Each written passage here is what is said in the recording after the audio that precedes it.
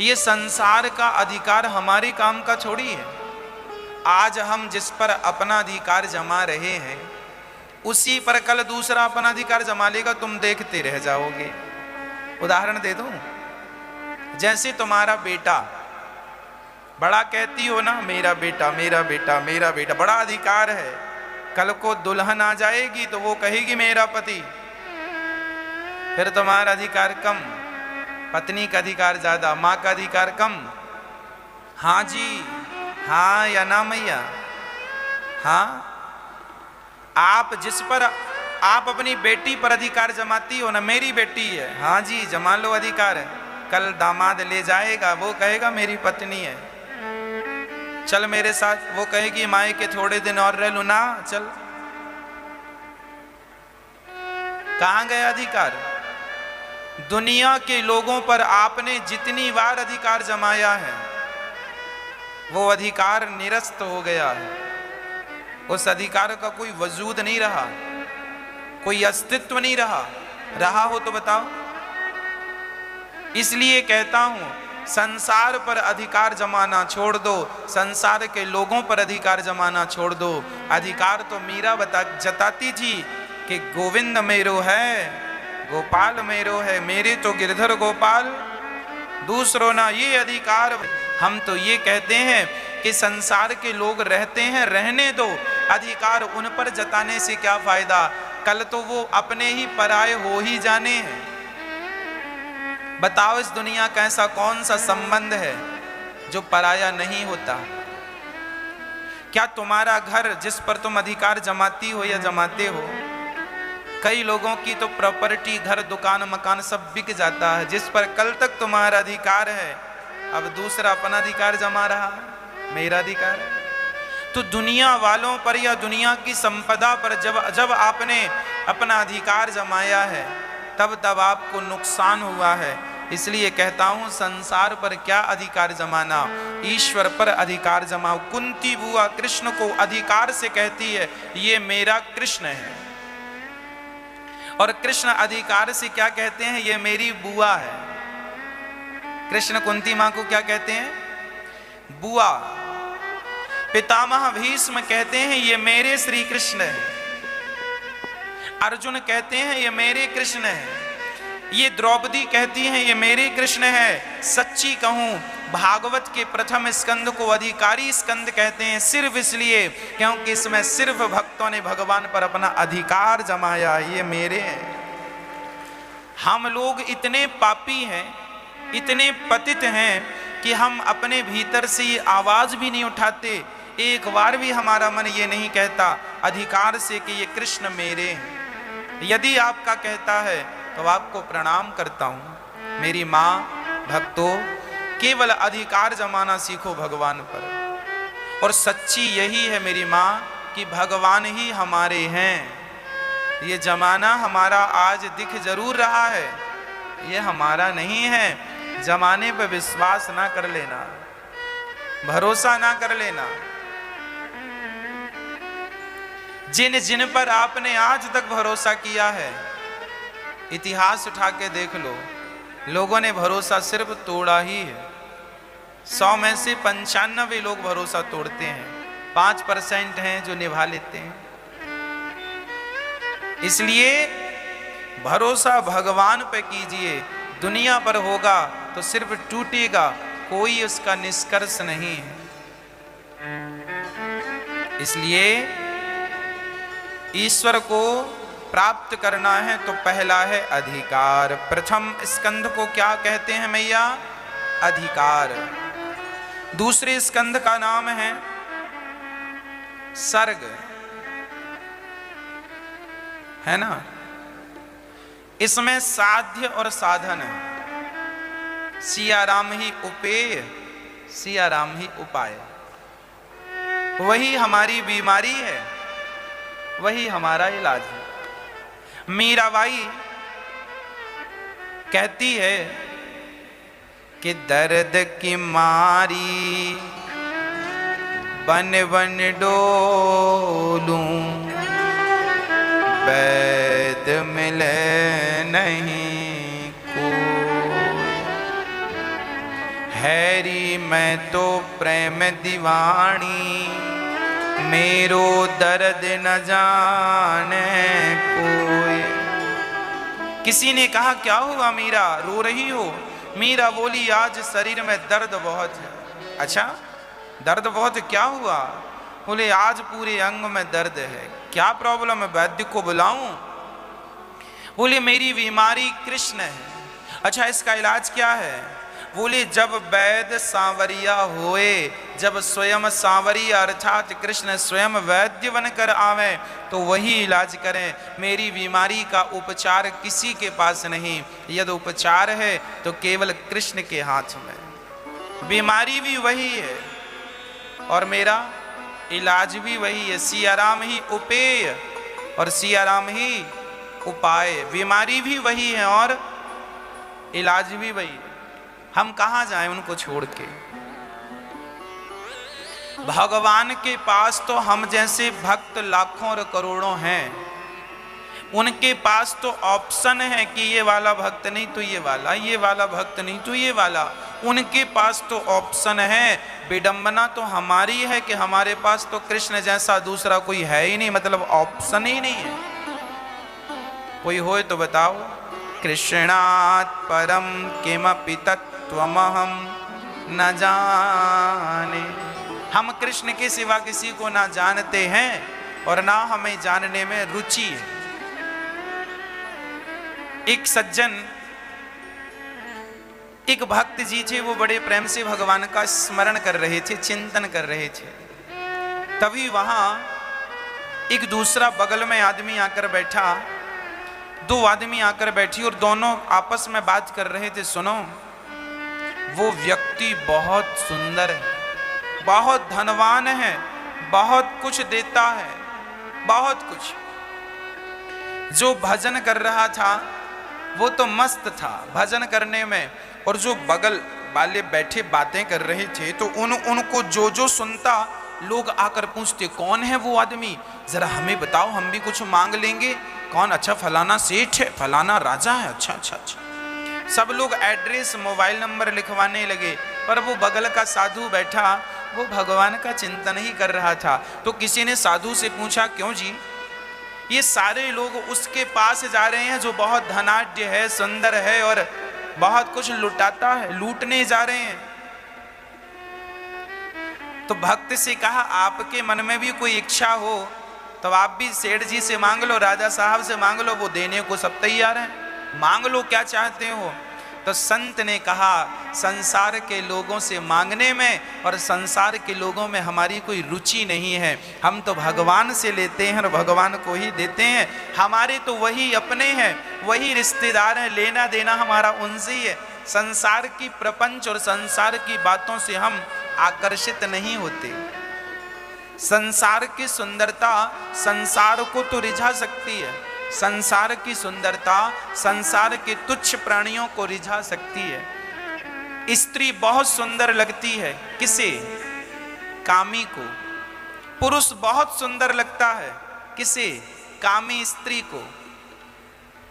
हाँ, संसार की सुंदरता इंसान को, सामान्य प्राणी को तो रिझा सकती है, पर सच्चे भक्त को ना तो स्त्री की सुंदरता पसंद है, ना पुरुष की सुंदरता पसंद है, ना तो जमीन जायदाद की सुंदरता पसंद है, ना तो वो बड़े बड़े बाग बगीचे देखना चाहता है, ना बड़े बड़े पहाड़ वादियां देखना चाहता है। वो तो सिर्फ भगवान को देखना चाहता है। सुखदेव भगवान व्यास जी महाराज 6 अध्यायों का विशेष महात्म्य हम सभी तक पहुंचाते हैं। भागवत श्रवण करने से क्या होता है? सच्चिदानंद, भगवान के एक नाम है मैया जी सच्चिदानंद। सत चित आनंद, सच्चिदानंद। ईश्वर सत्य है, चित और आनंद का सागर है। इसलिए हम कहा करते हैं कि यदि सुख चाहते हो तो भगवान की कथा में आओ, भगवान के नाम से जुड़ो, अपने आप सुख मिलेगा। आप भी औरों को कह सकते हैं कि आप औरों को भी कथा सुनवा सकते हैं। भाई आप भी कथा सुन लो। वैसे हमारी माताओं ने, बहनों ने, भाइयों ने, आप लोगों ने हजारों लोगों को जोड़ दिया कथा से। आपने अपने पड़ोसियों को बताया, रिश्तेदारों को बताया, अरे कथा सुनो आप भी, टीवी पर साधना चैनल पर आ रही है, मोबाइल पर, यूट्यूब पर ही सुन लो। हाँ, तो आप लोगों ने औरों को भी सुनवाया है।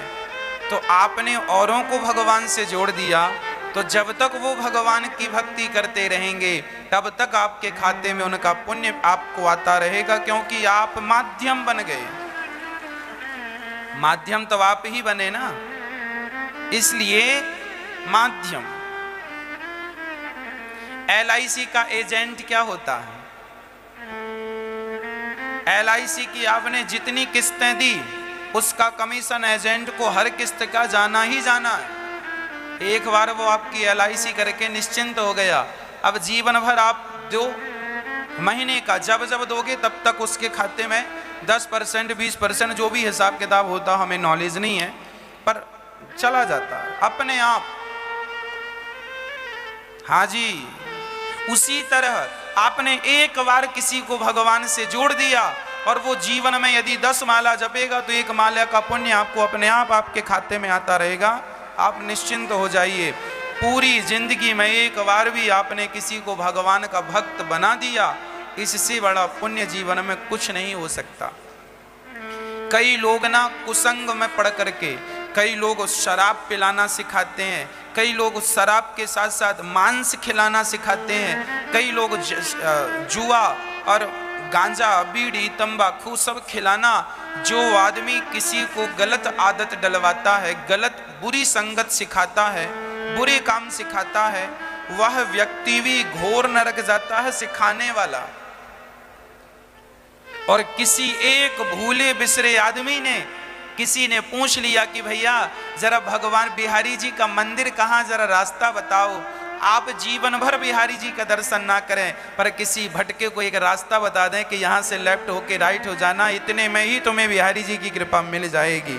यही भगवान की असीम अनुकंपा है। न जाने कौन से गुण पर दयानिधि रीझ जाते हैं। आप तो दर्शन कर लोगे, पर वो रास्ता जिसने बताया है वह भी एक भक्त ही है।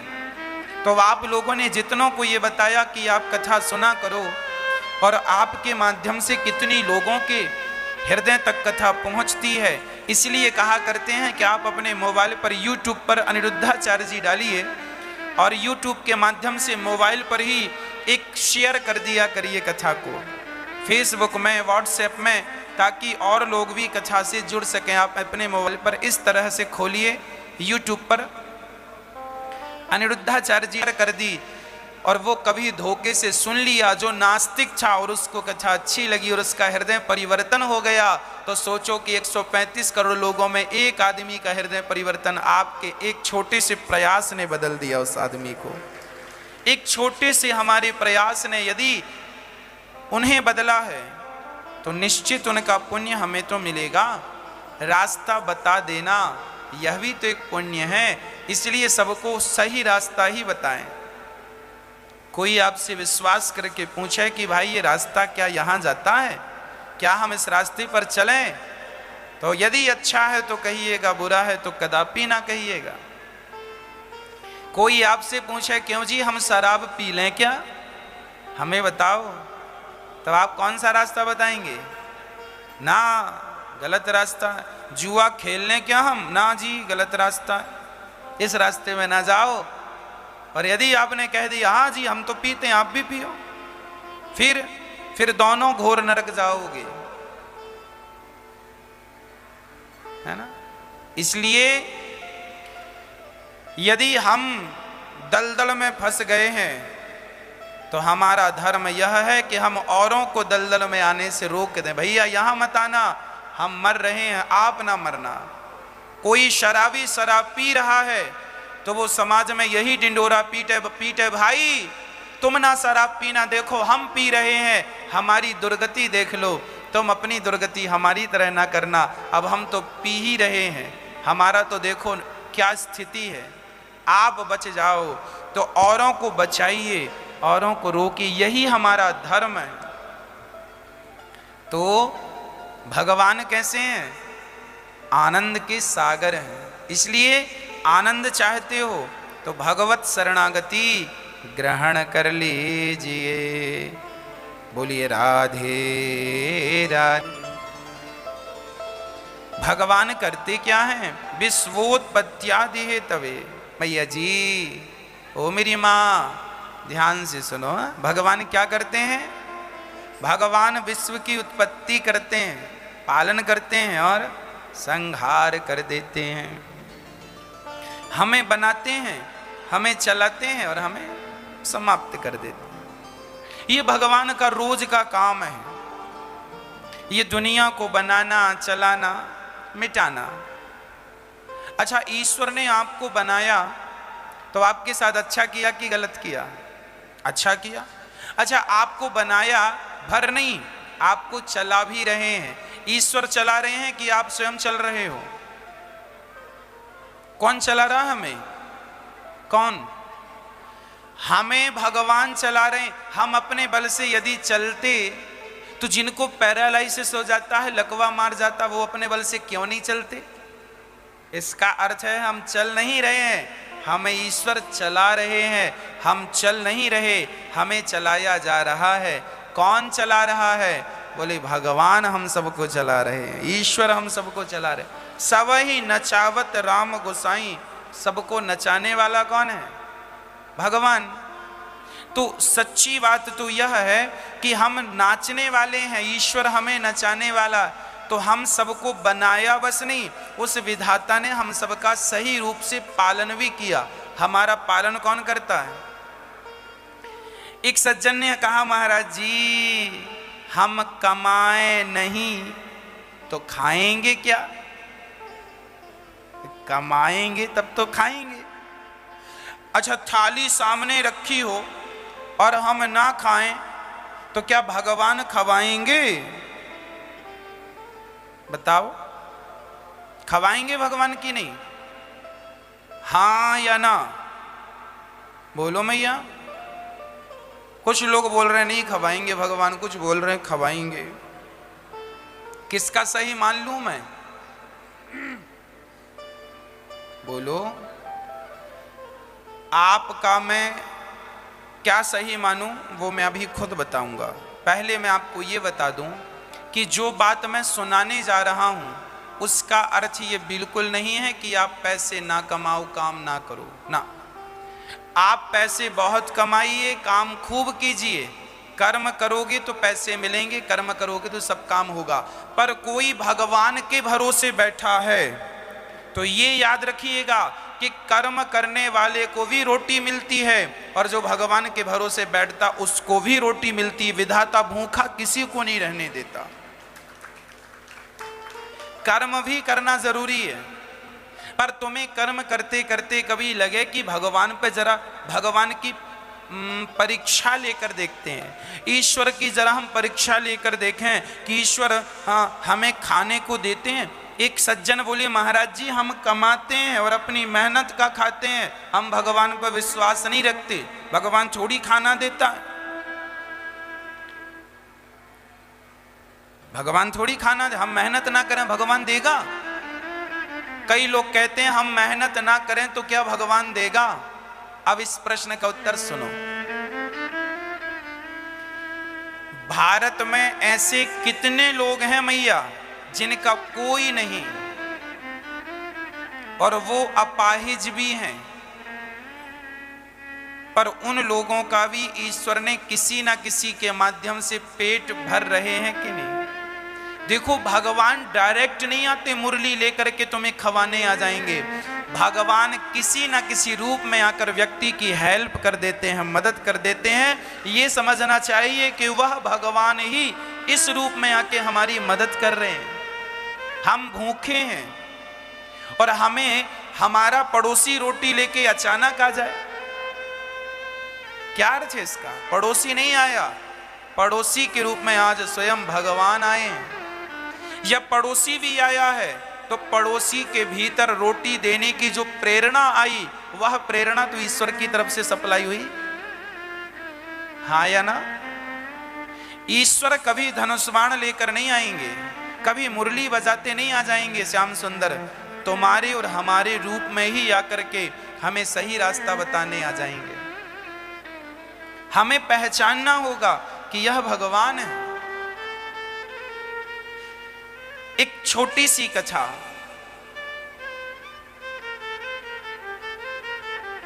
योगक्षेमम वहाम्यहम, गीता का ये वाक्य है, श्लोक है।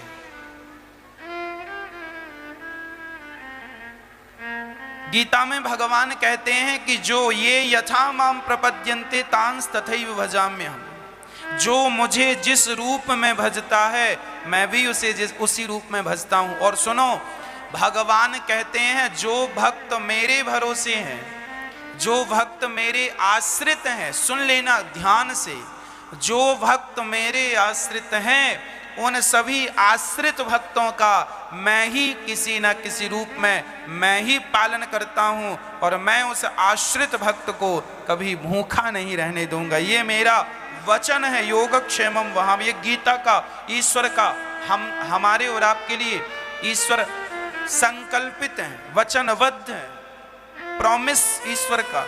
श्याम सुंदर ने प्रॉमिस किया है, वादा किया है कि मैं तुम्हें, यदि तुम मेरे भरोसे हो तो, यदि तुम मेरे भरोसे हो तो मैं तुम्हारा पालन करूंगा। मैं हूं तुम्हारा, और तुम भगवान के भरोसे नहीं हो तो फिर उसके जिम्मेदार तुम ही हो। अब कैसे?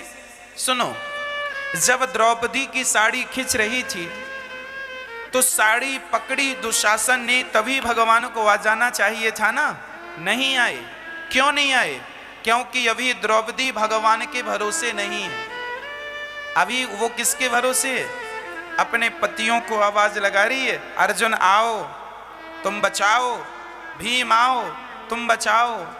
भगवान कहते हैं अच्छा तुम्हें संसार का भरोसा, चलो बचा लो, और लुट जाए तुम्हारी पूरी साड़ी उतर जाए तो हमें दोष न देना, तुमने हमें बुलाया नहीं। तुम बुला किसे रही हो? अपने पतियों को। भगवान हाथ बांधे खड़े हैं, हमारा थोड़ी दोष है, तुमने बुलाया कब हमें? अब आप हमें बुलाओ ही ना तो हम मदद कैसे करेंगे आपकी? कहो मैया जी। पुलिस को बुलाने के लिए भी ना नंबर डायल करना पड़ता, सूचना देनी पड़ती है। पुलिस को सपना थोड़ी आता है कि तुम्हारे घर में दुर्घटना हुई है, फलाना वाक्य हुआ। सूचना दोगे तब तो पुलिस भी आएगी। द्रौपदी ने पहले किसे बुलाया? गांडीवधारी अर्जुन उठो, देख नहीं रहे हो तुम्हारी धर्म पत्नी की लाज साड़ी उतार रहा, मेरे शरीर में एक ही अंग वस्त्र है, सुन लेना। उस समय जब दुशासन द्रौपदी की साड़ी उतार रहा था, उस समय द्रौपदी की केवल शरीर में एक ही वस्त्र था, क्योंकि उसने अभी ऋतु स्नान नहीं किया था, मासिक धर्म में थी द्रौपदी। उस समय उसने बाल नहीं धुले अभी तक अपने।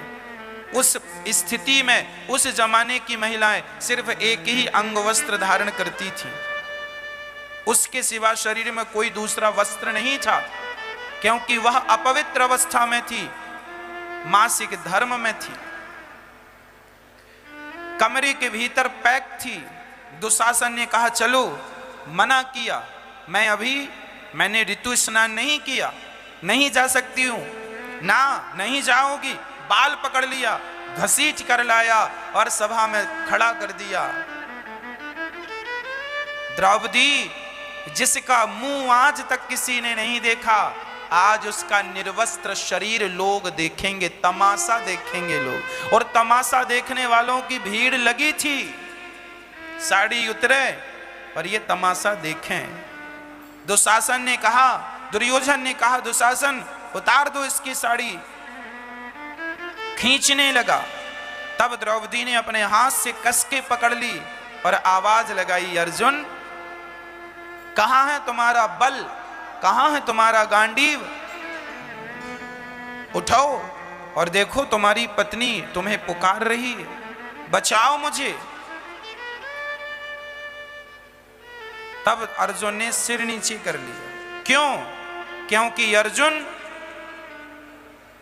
भीम नकुल, सहदेव और धर्मराज युधिष्ठिर, इन्होंने जुआ खेल के अपने आप को हरा दिए, स्वयं दास हो गए, हार गए। बाजी जुआ की हार चुके हैं, और हारा हुआ व्यक्ति भला सिर उठा के कैसे जी सकता है, कैसे रह सकता है? इसलिए जुआ ना खेलना।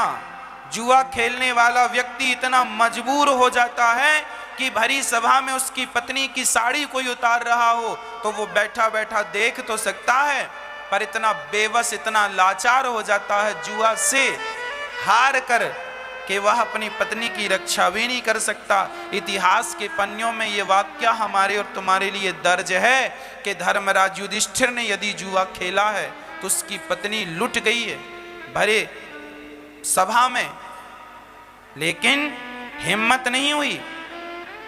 इसलिए तुम जुआ ना खेलना। यदि जुआ खेलने से पांडवों का सारा राज्य समाप्त हो गया और 12 वर्ष का वनवास और 1 वर्ष का अज्ञातवास हुआ कि नहीं पांडवों को? क्यों हुआ? परिणाम केवल जुआ। क्यों खेला आपने जुआ? जुआ खेला है तो अब इसका दंड भी भोगना पड़ेगा। दंड क्या था? राम जी को 14 साल का वनवास था और पांडवों को 13 साल का वनवास था। 12 साल का वनवास, 1 साल का अज्ञातवास।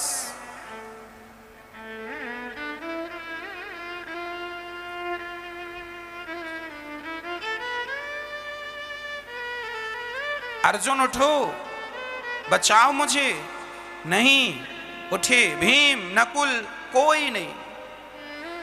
अब बताइए, द्रौपदी ने जब तक भगवान को नहीं बुलाया तब तक भगवान आए, और जब बुलाया दोनों हाथ उठाकर गोविंद कहाँ हो,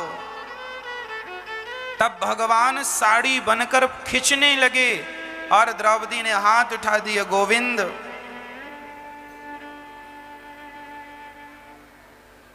पकड़ लो हाथ बनवारी, नहीं तो डूब जाएंगे। हमारा कुछ न बिगड़ेगा, तुम्हारी लाज जाएगी। हमारा क्या बिगड़ेगा?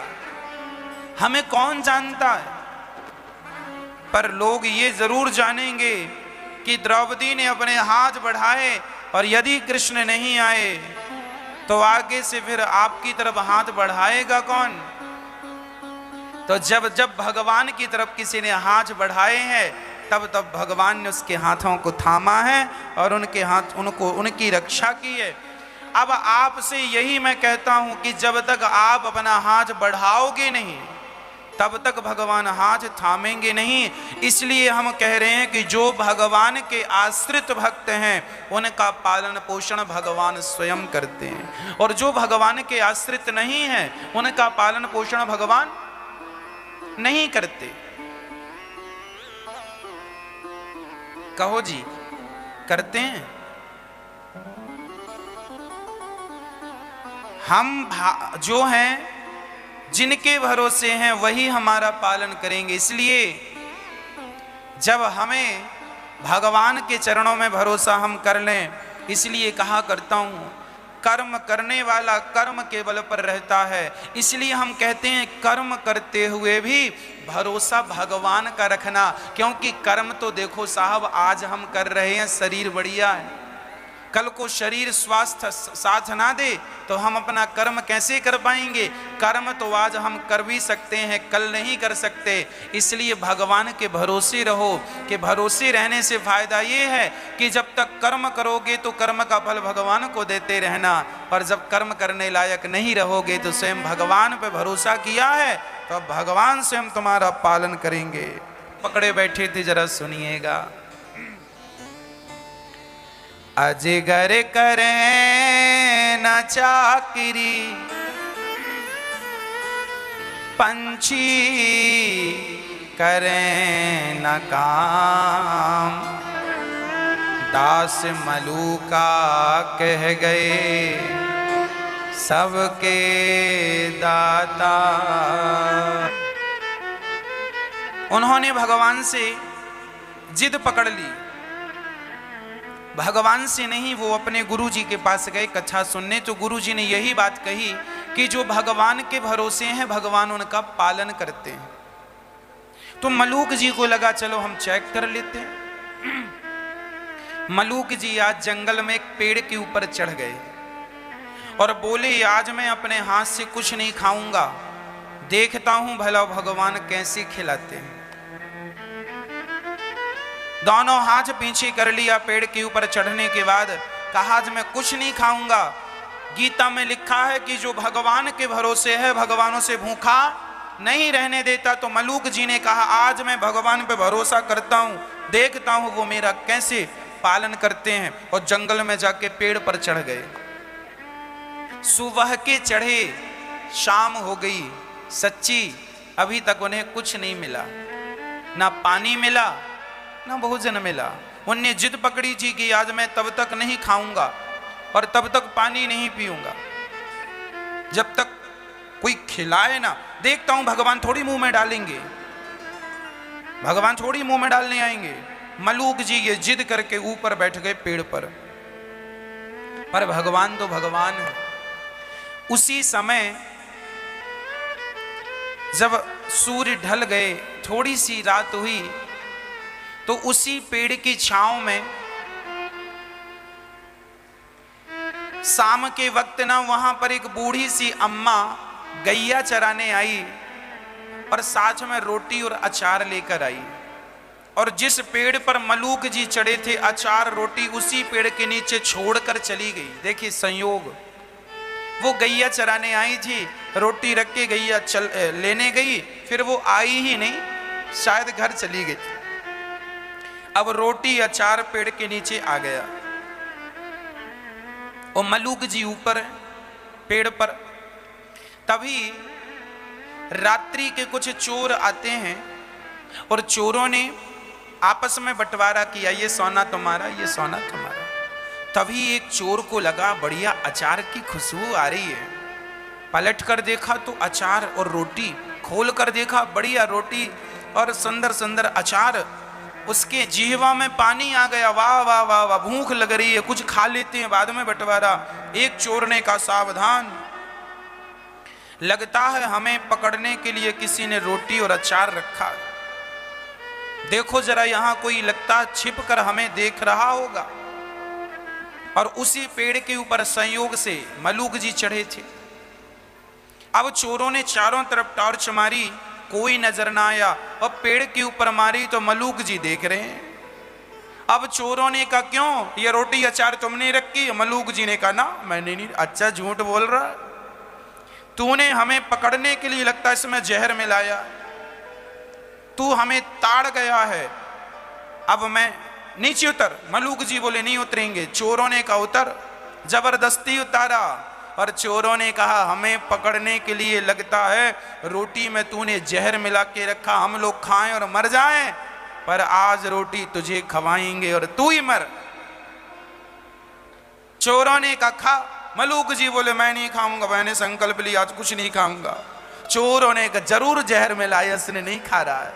चोरों ने मुंह खोला, अचार लगाया और ठूंस दिया मुंह में, खा। एक रोटी खवाई।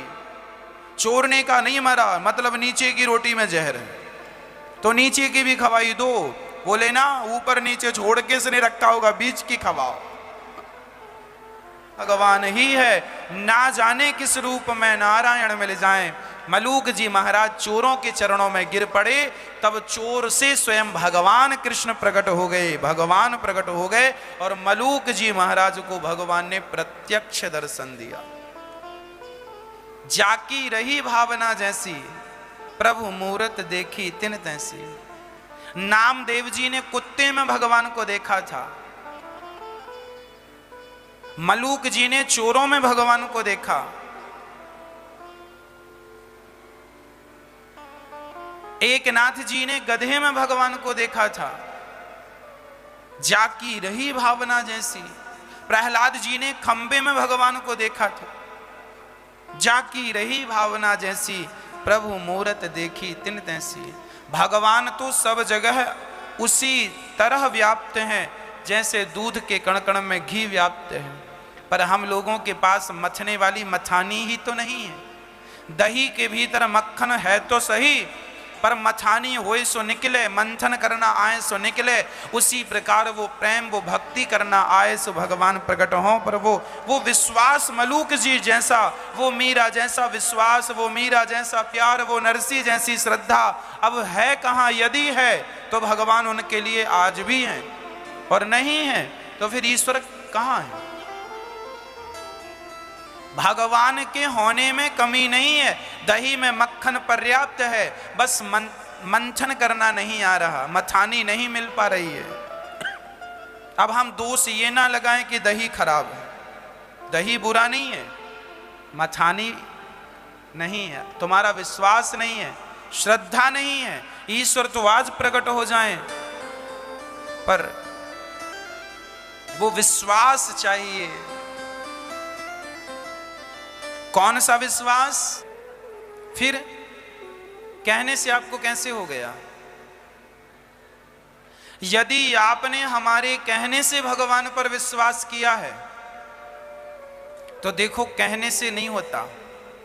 इसलिए हम आपसे प्रार्थना करते हैं कि आप भगवान पर विश्वास करते हैं तो विश्वास जो लोग करते हैं वो तो अच्छे हैं, जो नहीं करते उन्हें जरा भी संदेह है। इसलिए हम कहते हैं कि एक बार भगवान को आजमा कर आप देख लीजिएगा, और जब आप आजमा कर देखेंगे ईश्वर आपके आजमाने पर खरे उतर जाएंगे, आपके विश्वास पर पक्के उतर जाएंगे।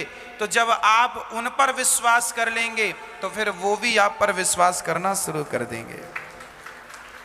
मैया जी, बात एक दिन की थोड़ी है। कोई एक दिन की बात हो तो हम कहने पे कर लें, पर जीवन भर इस प्यार को निभाना है, जीवन भर अब इस विश्वास को बनाए रखना है। इसलिए जब हम घड़ा खरीदते हैं ना 25-50 रुपए का, तो जरा ठोक बजा कर देखते हैं। इसलिए भगवान पर भी आप लोगों ने विश्वास किया है तो जरा एक बार भगवान को आजमा कर देखिए। यदि एक बार आजमाने पर आप पर खरे उतरते हैं तो आपका विश्वास और स्ट्रांग हो जाएगा, मजबूत हो जाएगा। और यदि आपके विश्वास पर भगवान खरे नहीं उतरते तो आप फिर कथाएं सुनिए और फिर उस विश्वास को परिपक्व कीजिए। मैं क्या कहना चाह रहा हूं आपको ऐसे समझ में नहीं आएगा। एक छोटा सा इसके लिए दृष्टांत देता हूं। ये जब कथा आप सुन लेंगे, दृष्टांत सुन लेंगे, तो आपको पूरी बात दिमाग में और दिल में बैठ जाएगी। सुन लीजिएगा। हाँ, एक बढ़िया एक सुंदर सी दुकान थी दवाइयों की दुकान थी।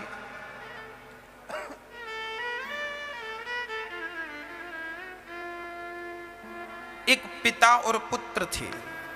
ध्यान से, मैया आपका ध्यान भंग ना हो इसके लिए मैं निवेदन करूं कि सावधानी से सुनना। एक पिता और पुत्र थे। पिता की मेडिकल की दुकान थी, अर्थात दवाइयों की दुकान थी। दवाइयों की दुकान थी, मार्केट में थी, बिल्कुल बाजार में अच्छी दुकान चलती थी। दुकानदार जो थे बूढ़े आदमी थे, उनका नाम था रामदयाल। रामदयाल की दवाइयों की दुकान थी और रामदयाल जो थे ना, वो भगवान पर बहुत विश्वास रखते थे। रामदयाल की दुकान में भगवान श्री कृष्ण का एक छोटा सा चित्र लगा था। जब दुकान की ओपनिंग की थी तो उन्होंने दुकान पे एक भगवान कृष्ण का चित्र लगाया था, जिसमें ठाकुर जी बांसुरी बजा रहे थे। वहां पर वो रोज एक दिया जलाया करता था रामदयाल। अब रामदयाल रोज दुकान जाता, पैसा कमाता, भगवान की पूजा। अच्छा, दुकान में जब ग्राहक नहीं होते थे ना, तो वो बैठा बैठा श्री कृष्ण श्री कृष्ण श्री कृष्ण श्री कृष्ण जपता रहता था, खूब प्यार करता था भगवान से। लेकिन रामदयाल का जो बेटा था ना, वो बिल्कुल भगवान को नहीं मानता था। मैं क्यों मानूं भगवान को? वो जरा साइंस का स्टूडेंट था, नहीं मानता था। रामदयाल उसे समझाएं, बेटा भगवान है, भगवान की लीला नहीं जानता तू, भगवान सर्वांतर्यामी सब कुछ जानते हैं बेटा। अब वो पिता से कहे, पिताजी आप पुराने जमाने के हो, आप कुछ नहीं जानते, है ना। पिताजी कहें, बेटा कि ये संसार भगवान से चल रहा है, ये सब भगवान का है। वो बिल्कुल मानने को तैयार नहीं, साइंस का स्टूडेंट था, बिल्कुल ना माने। पिताजी ने, उनका बूढ़ापा चला गया, मौत आ गई। जब रामदयाल जी मरने वाले थे, मरने से ठीक 5 दिन पहले वो अच्छे भले दुकान आए और वो अपने बेटे के सामने बैठे थे। अब बेटा भी दुकान संभालता था, दोनों बाप बेटे चलाते थे। तो एक दिन पिता ने भगवान श्री कृष्ण के तस्वीर को पोंछा, दिया जलाया और बेटे से कहा, बेटा यदि मैं मर जाऊं तो सुन, ये जो भगवान है ना यहाँ पर, इन्हें तू हटा ना देना, क्योंकि तू भगवान को बिल्कुल नहीं मानता। मुझे ये लग रहा कि मैं मरूंगा, तू भगवान की तस्वीर दुकान से हटा देगा, तू हटा मत देना। और सुन बेटा, मैं बहुत बूढ़ा हो गया हूं, कभी भी मर जाऊंगा, एक छोटी सी बात कहना चाहता हूं। हाँ हाँ पिताजी कहो। बेटा बात इतनी है कि तेरे जीवन में कभी संकट आवे और तेरे उस संकट के लिए संसार के हर द्वार जब बंद हो जाएं, जब संसार का कोई बंदा, कोई व्यक्ति तेरी मदद ना कर रहा हो, तब तू इनकी तरफ एक बार देख लेना।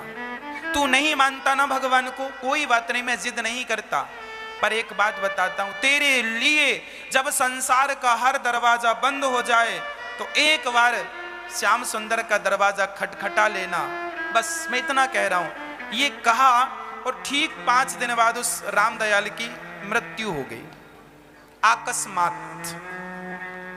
पिता जब गए तो रामदयाल के बेटे ने पिता की क्रियाएं सब की, अब दुकान में बैठने लगा।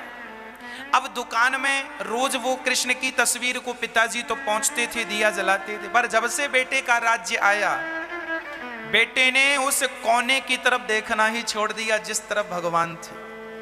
फोटो पर धूल जमने लगी, महीना बीत गया, महीनों के बाद साल बीता, फोटो में पूरी तरह से धूल जम चुकी थी। कुछ कुछ भगवान की आंखें झिलमिला रही थी, दिख रही थी, तस्वीर साफ नहीं थी पर कुछ दिख रहा था। बारिश का समय था, यही सावन का महीना चल रहा था, ठंडी ठंडी हवाएं थीं, रिमझिम रिमझिम पानी गिर रहा था। रामदयाल का बेटा दुकान पर बैठा, दुकान में ग्राहकों का इंतजार कर रहा था, पर बारिश के कारण कोई ग्राहक आए नहीं। उसके दोस्त आ गए तो उसने दुकान की शटर गिराई। शाम को 7-8 बज रहे, रात्रि के 8-9 बज रहे होंगे। शटर गिराई आधी और अपने दोस्तों के साथ दुकान के अंदर ताश खेलने लगा, ताश खेल रहा था। तभी एक नन्हा सा बच्चा आया। उस बच्चे की मां बड़ी बीमार थी, बस मरने वाली थी। डॉक्टर ने कहा ये दवाई मिल जाएगी तो शायद तुम्हारी मां जिंदा हो जाए, पर रात के 9:30 बज गए हैं, अब तो कोई दुकान खुली नहीं होगी।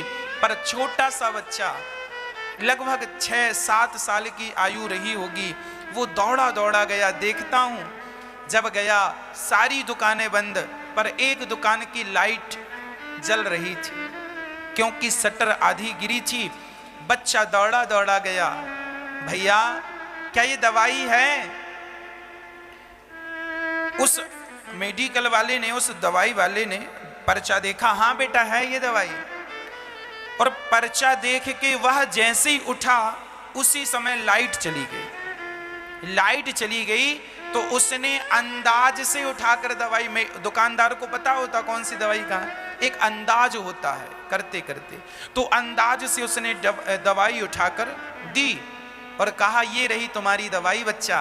वो बालक वहां से दौड़कर चला गया इस उम्मीद से कि ये दवाई पीकर मेरी माँ जिंदा हो जाएगी, शायद बच जाए।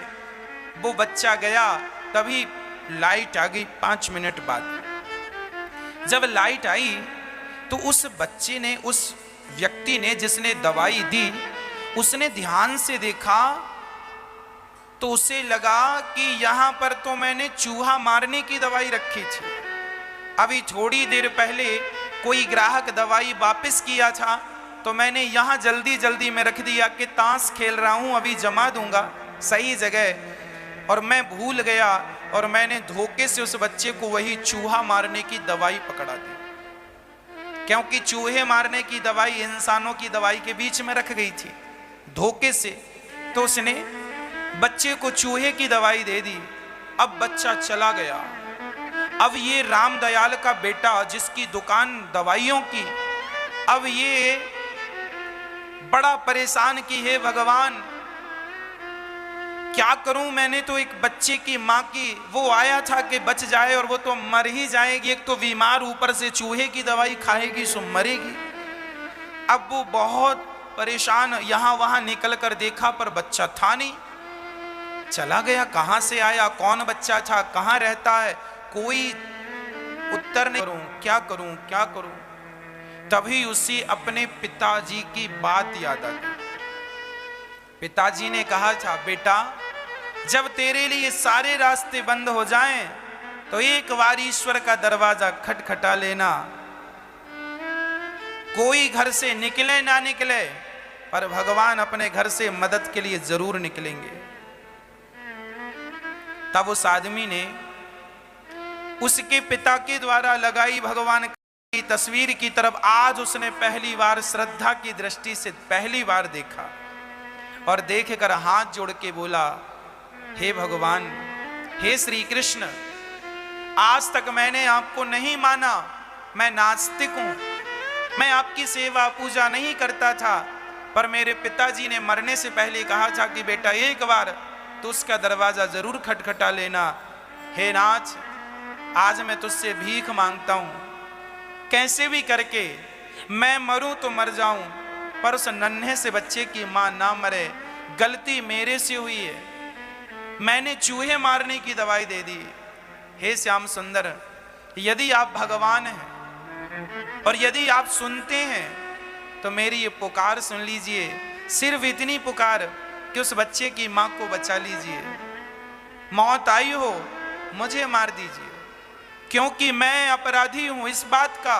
उसकी मां अपनी मौत से मर जाती तो मुझे कोई दोष नहीं था, पर गलत दवाई मैंने दे दी,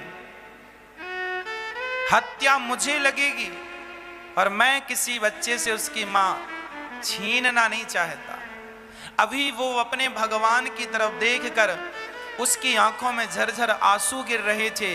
वो और कुछ नहीं कर सकता था क्योंकि कोई अता पता नहीं था बच्चे का, कुछ नहीं कर सकता, हाथ जोड़ सकता था, रो रहा था। तभी क्या हुआ जानते हैं? वो नन्हा सा बच्चा फिर उसकी दुकान में आ गया। भैया भैया, क्या ये दवाई फिर से मिलेगी? अरे बेटा, उसने आंसू पोंछे, क्या हुआ? क्या तेरी माँ को क्या हुआ? माँ ने दवाई खाई तो नहीं? ना, मैं आपके यहाँ से दवाई लेके घर गया और जैसे ही अपने घर पहुंचा आंगन में पानी बरस रहा था, फिसलन थी, मैं फिसल गया और हाथ से छूट कर ये डिब्बी जाके पत्थर में लगी और टूट गई और सारी दवाई पानी में बिखर गई और मैं वापस आ गया। और जब मैं वापस आया तो मुझे लग रहा था पता नहीं आपकी दुकान कहीं बंद तो नहीं हो गई। दुकान बंद हो जाएगी तो मेरी माँ की सांसें भी बंद हो जाएंगी। भैया मुझे ये दवाई दे दो। उस आदमी ने तुरंत तुरंत तुरंत प्रार्थना की और ईश्वर ने उसकी प्रार्थना तुरंत स्वीकार कर ली। तुरंत उसने दरवाजा खटखटाया और ईश्वर तुरंत बाहर आके उसकी मदद करने लगे। सच कहा था रामदयाल ने, बेटा एक बार ईश्वर पर विश्वास करके देखना। यदि तुम्हारे विश्वास पर भगवान खरे उतरते हैं तो उसके बाद अपने विश्वास को कभी कई जन्मों तक टूटने ना देना। सच्ची कहता हूं मेरी मां, ईश्वर पर विश्वास होना ही सबसे कठिन है, और एक बार यदि आपका हो जाएगा तो उस विश्वास को तोड़ना कठिन है। इसलिए कहता हूं किसी के कहने से विश्वास ना करना। शायद कहने वाला विश्वास टूट जाए पर प्रैक्टिकली विश्वास कभी नहीं टूटता, इसलिए प्रैक्टिकल कर लेना। आजमा के तुम भी देख लेना, आजमा के देख लेना। वो आदमी उस बच्चे को गोद में शटर गिराई, दुकान बंद की, दवाइयां ली, उसकी माँ के पास गया, माँ को हॉस्पिटल में भर्ती कराया और उसने पूरे खर्चे से उस माँ की जिंदगी बचाई। और दूसरे दिन उसने आकर शटर उठाई, सबसे पहले उसने भगवान कृष्ण की तस्वीर पे लगी धूल हटाई और एक दीपक जलाया। विधाता, मैं सारी जिंदगी अपने साइंस के अहंकार में घूमता रहा, लेकिन आज मेरी साइंस काम ना कर पाई, आपकी कृपा ने काम कर दिया, आपकी कृपा ने काम कर दिया। इसलिए पढ़ना लिखना बुरा नहीं है मेरी माँ, साइंस का ज्ञान होना भी बुरा नहीं है। आप सबको साइंस का ज्ञान होना चाहिए, आप बड़े बड़े आविष्कार करें, पर ये याद रखें कि इस दुनिया का सबसे बड़ा आविष्कार ईश्वर ने किया है और उस आविष्कार का नाम है मनुष्य। बताइए, मनुष्य से बड़ा आविष्कार इस दुनिया में क्या है? आज जितने भी आविष्कार साइंस ने किए हैं, उन आविष्कारों को करने वाला मनुष्य ही तो था। अब वो मनुष्य कैसा जिसका आविष्कार विधाता ने किया? अरे परमात्मा ने तो तुम्हारा आविष्कार कर दिया, अब तुम करते रहो। अब तुमने जरा सी मिसाइल तोप बम बना लिए तो अपने आप को भगवान समझने लगे। ये भूल गए कि तुम्हारा आविष्कार करने वाला भी कोई है। उसने तुम्हारा ना किया होता तो तुमने आगे ना किया होता, हाँ या ना? इसलिए मेरी मां, भगवान पर विश्वास करना। और ये दास अनिरुद्ध, मैंने भी भगवान पर विश्वास किया, मैंने भी प्रैक्टिकल किया। मैंने एक बार नहीं मैया, मैंने ना जाने कितनी बार। अब तो मैं पूर्ण रूप से संतुष्ट हूं।